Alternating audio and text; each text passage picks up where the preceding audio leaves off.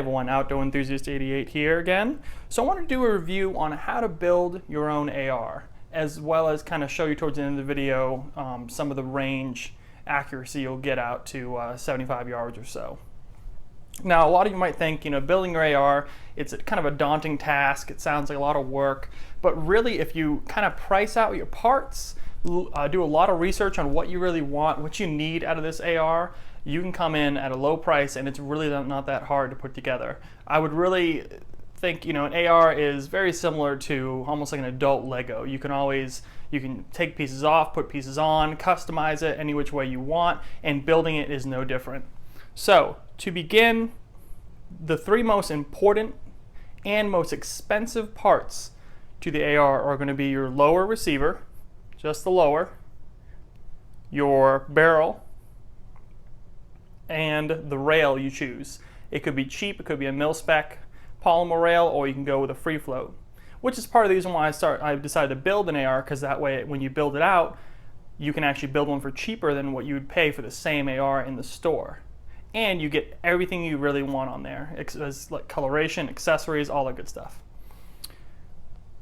So, I guess let's begin with the lower. So lower is the only part you kind of have to go to a store to buy, or you can buy online, but you need to get the lower shipped to an FFL dealer, because you got to either pay the transfer or whatever, but you have to run a background check on it to actually get it. This is the only serialized part on the AR. Everything else can be bought online, which is great because online has some of the best prices, and a lot of the stuff you just can't find in stores anywhere. Especially barrels, AR barrels, you almost have to go online. Even gun shows are kind of seldom on what the quantities of barrels they actually sell are. There's just not a lot of availability. Tools you'll need, you really won't need a lot. The hardest part and the most dangerous part, the part you have to get right, is torquing down the barrel to the upper receiver. And I'll go into that, but that part you will need to put it in a vise. You'll need to get a torque wrench and really make sure whatever type of barrel nut you decide to use, make sure it's torqued down properly to, I think it was like 40 foot-pounds. So I'm going to show you this piece of paper, guys. And this is my budget for the past year. And you're welcome to pause the video if you'd like. But I'm just going to kind of run down through it, and you'll notice that after you buy the sights, which I have 2 Magpul flip-up sights, after you buy all the necessary parts, I still come under $900. That's without the tools and with the tools. Pretty good deal for a free float AR build.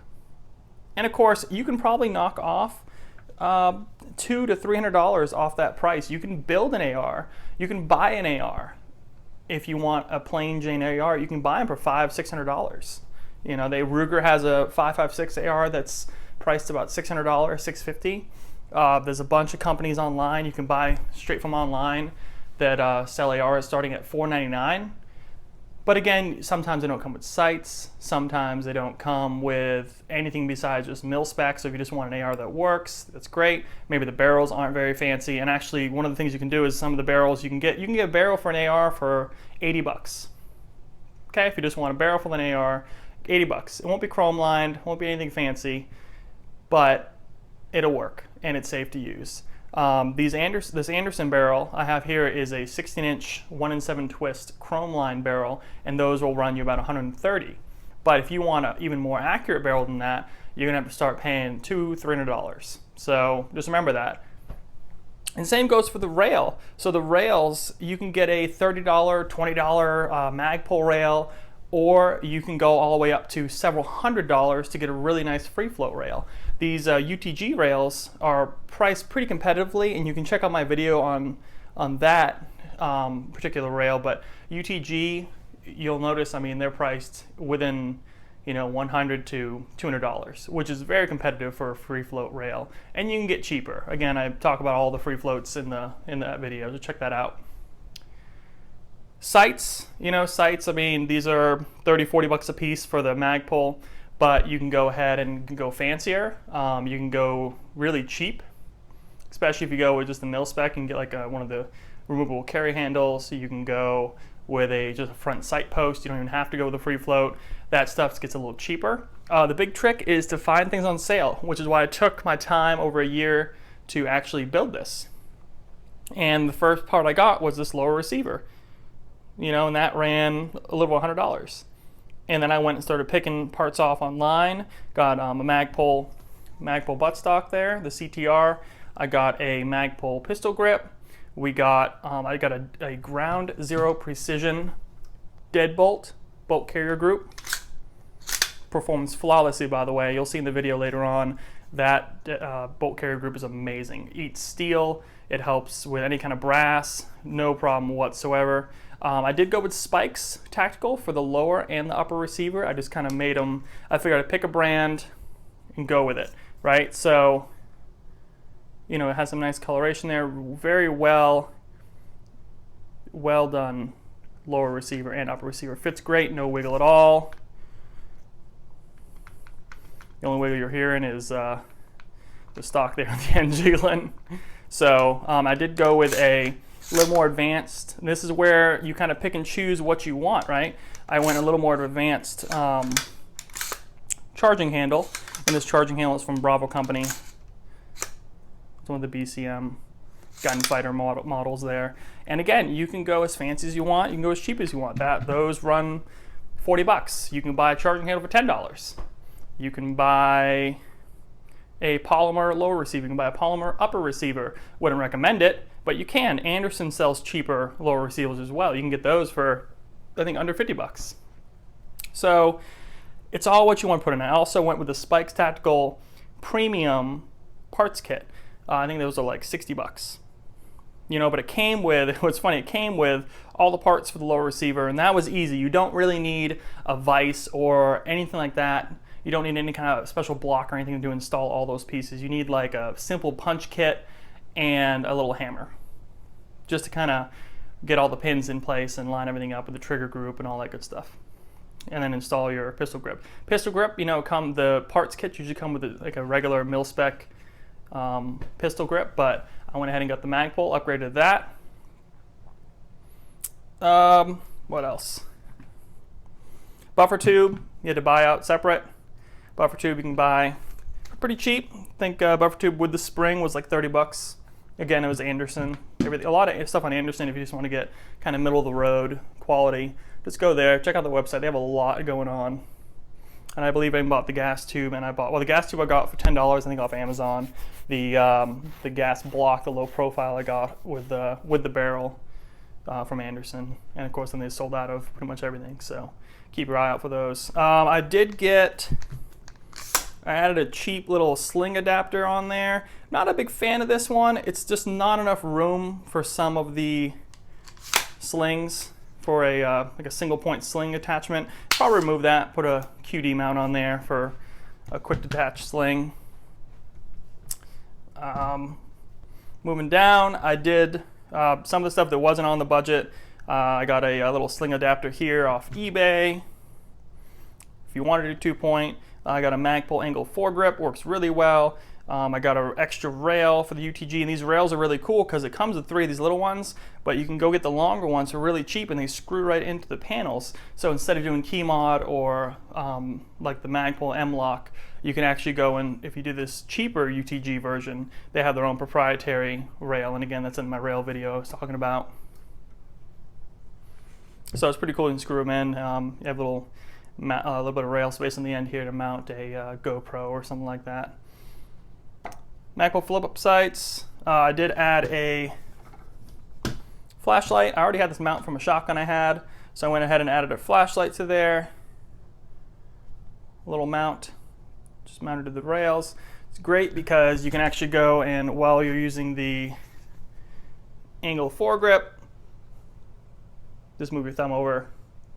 Phenomenal, love it, it's great. One of the more premium things I bought was you can buy the mil-spec muzzle brakes or flash hiders or anything like that. You can buy it with flash hider. One of the birdcage ones for like $10. I did go with the Yankee Hill. Those are hard to get, but I think they look cool, and apparently they function very, very well for the price, and those are about like $35 if you can get them with shipping and all that. So Tools. So that's the AR. Tools wise, I mean, really, like I said, you need a punch kit, a hammer, a lot of the stuff you should already have. I do recommend getting a armor's wrench. One of these, pick one of these up for 15, 20 bucks. It's just a cheap one. It has all the parts for a mil spec, for putting barrel nuts that are mil spec on. It's got this wrench here for the buffer tube nut on the end there. I think it's a castle nut. You'll need the wrench to torque that down so you can get a buffer tube, as well as installing any kind of sling mounts in the back here. It's got, you can actually install the flash hiders with these right here. So this is worth it. These are worth it too. This is a vice block for the upper receiver. What you do is you put just the upper in there. So you have to take it off, take just the upper in there, and put it in a vise, and that is how you're going to be able to torque the barrel down with the barrel nut. And you'll see, I talk about that in my rail review there, but that's a crucial part. That's the hardest part, and that's the part that a lot of people are really nervous about, is kind of torquing a barrel down to that upper receiver correctly so it doesn't blow up in your face. But I haven't had any malfunctions whatsoever with this rifle. Shoots great, and in fact, like I said, I'll have a range review here set up, kind of take a look at how well she does. So actually, let me grab a couple of targets here. I'll show you guys in a sec. So we went out and shot at about 75 yards at these paper plates here with just iron sights. It was off of a range bag on a table. Not bad. I mean, you're looking at probably like maybe 5 to 6 inch groupings right there, and we can probably close it up some with you know, maybe a better steady platform, as well as maybe a scope or something like that. And of course, here's the steel target we were shooting at. And get it off the table. So that was a lot of fun to shoot at. This was set up at 75 yards as well. You'll see it does have some divots in it from the 5.56 rounds. Those do like to leave some marks on the plate sometimes if you're within you know, 100 yards or so with the 5.56. Everything else, big bore rifles and pistols and all that, won't leave any marks. So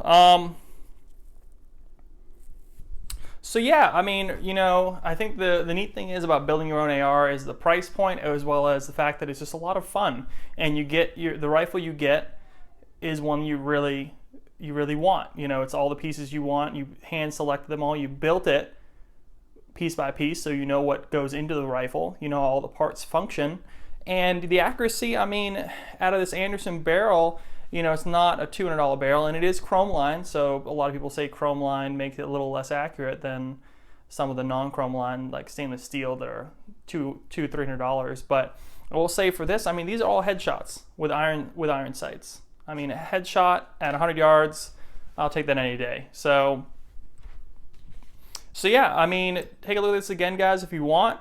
Get you guys kind of an idea of what you'll need and what kind of goes into building an AR.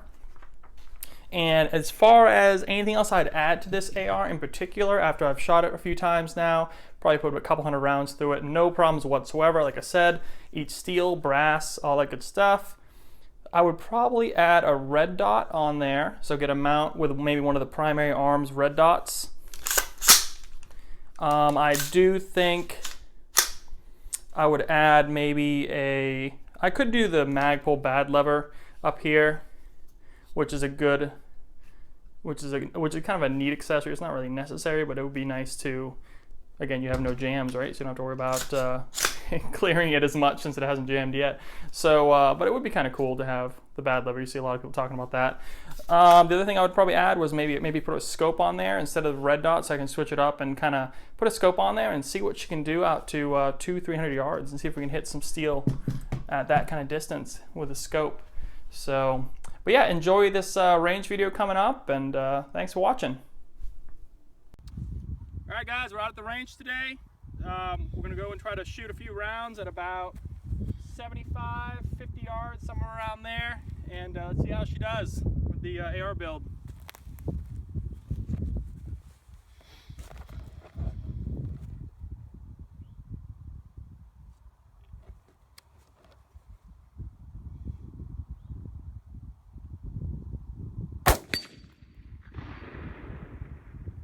There's an 8-inch gong down there too, so it's a decent sized target to hit.